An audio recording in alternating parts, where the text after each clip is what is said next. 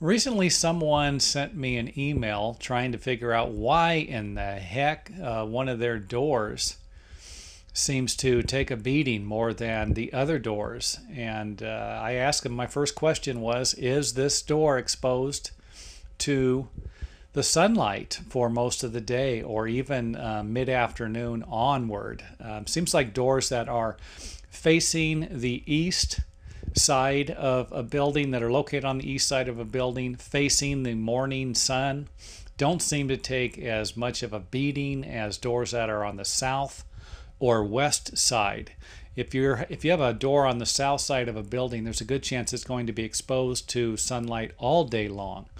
If you have a door on the west, it's going to be exposed to the sunlight from the afternoon on most of the time.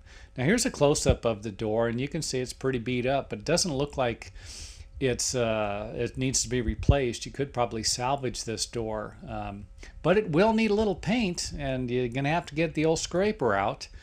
And if you don't want your doors to end up like this, you will need to actually paint them every once in a while. And I understand, like the person who sent me the email, trying to figure out why one door takes a beating more than another.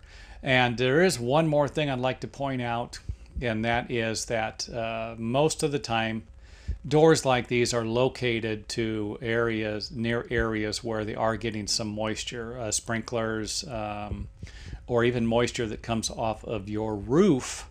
You know, one of the biggest problems with wood is that it gets wet, it dries out, it gets wet, it dries out. Well, if it's remaining wet for a long period of time, it's going to rot.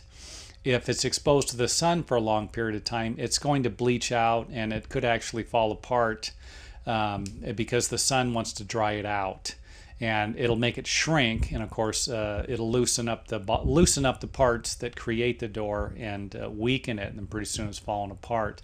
So don't forget, moisture coming off of a roof could be a problem also with doors like these.